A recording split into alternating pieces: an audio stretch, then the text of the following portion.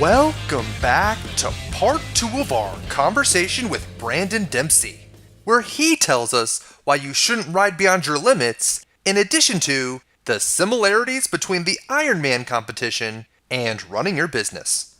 Don't go anywhere. Part 2 is coming up next. Welcome to this edition of Peak Performance Podcast with your host, Thor Conklin.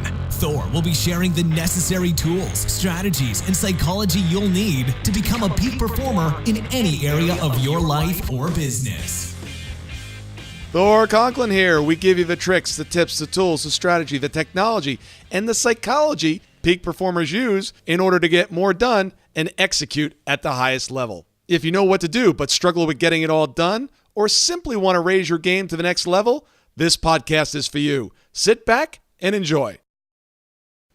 I know that you're an Ironman. I am actually training for one. You actually raced against Lance Armstrong. Did Lance win or did you win? Well, I had him for about the first few feet into the water, and then as soon as we hit the water, he just kind of took off. Did he beat you on the bike? Well, I thought I was going to give him a run for his money. That guy, it's real quick. So we're standing on the beach in St. Croix, and there was all this hubbub about how Lance was going to be at the race. And I'm standing there on the beach, and I'm in the youngest age group. So here I am in my Speedo, and I look to my right, and I'm not a tall guy. I'm 5'10", and Lance is he's a shorter guy. So I look to my right, and here's Lance, and I'm kind of looking down on him, and he's in his Speedo, and I'm in my Speedo. And I look at him, and I just go, "You're Lance Armstrong." And he looks at me with the coldest stare and goes, "Yes, I am." And then turns around and looks straight back forward. And I'm like, okay, that was awkward. All right, we're going to focus on the race now. But that's a great story. I mean, talk about focus. Yes, yeah, I am. That guy, he is, regardless of everything else that's inside, he's an amazing machine and an amazing athlete. Yeah, it sounds like he knows who he is, and that's what you need. In business, what are the similarities between running an Ironman and running your business? I don't know if you've ever been asked that question before. Yeah, so I think there are a lot of similarities in running an Ironman and running a business. In running an Ironman, as you're experiencing now, it takes a whole lot of discipline. It takes a whole lot of work from a training and scheduling standpoint, and it takes a singular focus on accomplishing a very, very, very big goal. The lessons I learned, so when I started training for an Ironman, I was working at the time 70 hours a week, and I decided to add an Ironman, and I wanted to do it competitively, which meant 30 hours a week dedicated to swimming, biking, and running. And what I had to learn how to do was time plan better than anybody else in order to be able to squeeze that in.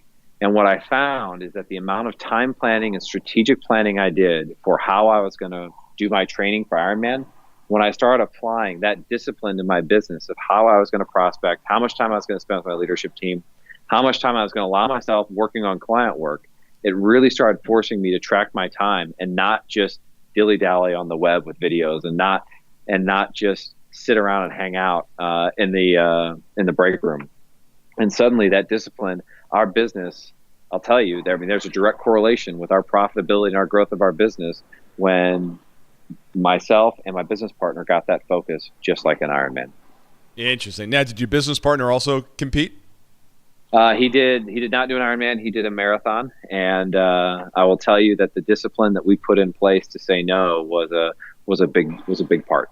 Big part of what it took for us both to accomplish that. Saying no to going out and drinking on a Friday night so you can get up and train in the morning, just like saying no to that deal that, if we just discount it this much, we can bring on this customer, even though we don't think they're going to be a great customer of ours. Well, I'm in the middle of training for my first Ironman as well. Each year I pick a event that's going to push me physically, because I think the more we push ourselves physically, it plays a role in everything else that we do. So literally, I still smell like chlorine as we speak today. I had to get in the pool, which I'm not a great swimmer, never ran a marathon. I'm a decent biker. So I was curious for myself as well. Any tips for me as I go into the season here? So the best advice that was given to me about Ironman training that has really stuck with me is train for time, not distance. Train for time, not distance. And it was a really prophetic thing, because I kept looking, okay, I got to run this many miles this day, this many miles this day, this many miles this day. And scheduling that is really, really difficult because you don't know how long it's going to take. So when I started scheduling, I'm going to have a 1 hour swim, I'm going to have a 2 hour bike ride, and a 3 hour run. Well, then what started happening is I wanted to get more mileage inside that time each time. So it made it easier for me to schedule. It made it easier on my family and my business because they knew when to expect me and when I'd be around and available. And I got faster because I was constantly trying to beat my time with my distance. So train for time, not distance. I like that. All right. I'll have to keep that as a secret from my coach. But I like that. I really do, because it is interesting as I'm going into it. There was a time and a distance today, and I was like, I couldn't get to the distance because I was out of time. I was trying to get to the distance, and that's what I've been doing. So I love that. Now, unlike you, my goal is to actually finish it. I don't care if it takes 16 hours. What I'm first doing is a half Ironman here in May, and then a full one in November. Awesome. So looking forward to that. A couple of other interesting facts about you. I'm a big motorcyclist. You totaled a motorcycle in South Africa, and you had an Uber back. So I know this didn't happen in the 80s. How did you find an Uber in the middle of South Africa? So thank God for modern technology. I was speaking at the Global Entrepreneurship Congress in Johannesburg, South Africa. And I've got a good buddy of mine named Rich who lives down in Cape Town. He's an avid motorcycle rider as well. And so I knew I was going to be in Johannesburg. I called up Rich and I said, hey, I'm going to be in Johannesburg. How about I hop down on a flight to Cape Town? We pick up some motorcycles. We go ride. He says, great. I'll have a bike ready for you, mate. So I show up and he has this brand new Tiger Triumph that he just bought. He said, I bought this so that you could ride it. It's got 25 kilometers on it. And I'm like, oh, that's really nice. You did not need to do that. He goes, no, it's all good, mate. I'm so excited to be down here. So we go riding, and we're in a group of 5 of us. First day of riding is absolutely beautiful. And at the end of that day, everyone's saying, hey, Brandon, where'd you learn to ride like that? I was on the guide's back tire the whole time. And we stopped for lunch, and he's like, normally I'm having to wait for everybody. You're like pushing me to go faster. Of course, my ego gets the better of me, and I'm thinking, I'm a really good rider. Day 2 of riding, we're out in the back of nowhere. We stop for breakfast. Guide takes off. I think, I'm a pretty good rider. I'm going to catch that guide. You should not try to catch somebody on mountain roads in the middle of Africa when you don't know the terrain or the road. Because what happens is you come around a corner too fast, and you have 2 options. One option is to go off the mountain, or the other option is to go into the mountain. I chose the latter, into the mountain, bike smashed up. Luckily, I had all of my gear on. I was safe. I chose not to call my wife and chose instead to ride on the back of another guy's bike for 2 hours. He drops me off on a highway about 2.5, 3 hours outside of Cape Town. And I'm like, what do I do now? No cars around. He drops me off. He goes back up to catch up with the group. I pull out my phone. I click up Uber. It says nearest Uber is 45 minutes away. Sure enough, in 45 minutes, Uber picks me up, and we take a 2.5, 3 hour ride back to Cape Town. Wow. My lesson, if you're a rider, and my lesson was I have always been a never exceed your comfort zone, never exceed your limit. Don't ride beyond your limits. And my lesson was I got reckless and rode beyond my limits. I thought I was too good, and I rode beyond my limits. And what's been amazing to me is how much in life and business that has been similar as well. Anytime I get too cocky in business and I think I got this and I'm not going to focus on profitability, I can let this certain thing slide. I can let this project come through. I can hire this employee even though they aren't a perfect fit because I'm that good of a leader. I'm that good of a businessman. Every time I wreck. Yeah. And it was amazing how much that metaphor for me of don't ride beyond your limits was really a metaphor in riding and in life. And the last thing I'll share on that story was the lesson of when I had to tell Rich that I just totaled his brand new bike because he wasn't with me on the second day of riding.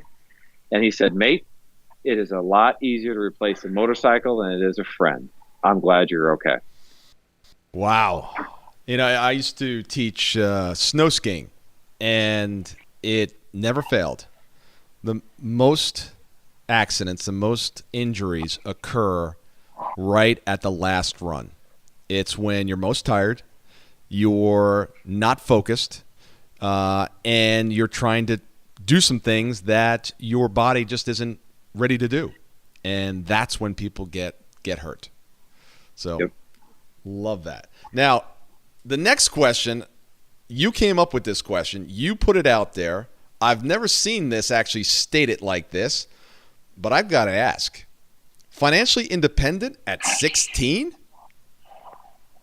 So when I was 16, I find out from my dad that he loses his job. My stepmom loses her job. And I'm at school. And they say, you know what? We can't afford to pay for school anymore. In fact, the house is now about to get foreclosed on. And we're not sure what's going to happen. Which means I start having to take care of myself. I become the janitor at high school, which means I take out the trash and scrub the toilets before and after school every day. I work a full-time job all the way throughout my sophomore year and junior year and senior year. I do graduate from high school and go on to graduate from college. And then I turn around and help support my parents with their cars, car insurance, and mortgage to help them out. So from the age of 16, I have not had really many rules or many rules or many other constraints at the same time. And that independence of learning how to be able to depend on myself when I was 16, from then on has, I think, made entrepreneurship the only path for me in life, because I knew if I could depend on myself, then I'd always be all right. You know, I find more times than not, you know, those entrepreneurs, those business owners that were tested early turn out to make the best ones. It's when everything's just made easy. It's like that fiber, that grit, that determination just isn't cemented like it is when it's a little tougher in the beginning.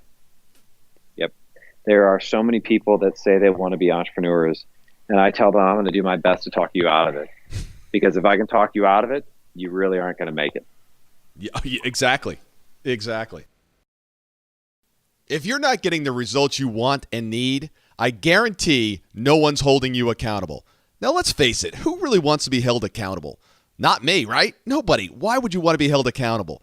It's not part of our nature. However, if you want to get exceptional results, you must be held accountable. For $95 a month, our team will hold you accountable to those goals that you want to accomplish in any given month.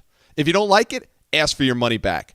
But truly, if you're not getting the results, it's because no one's holding you accountable. The only question is, are you willing to step up? Keep an eye out for part 3 of our interview with Brandon, where he explains the power of one, as well as why you should consider joining EO's Accelerator Program. See you next time on Peak Performers Podcast.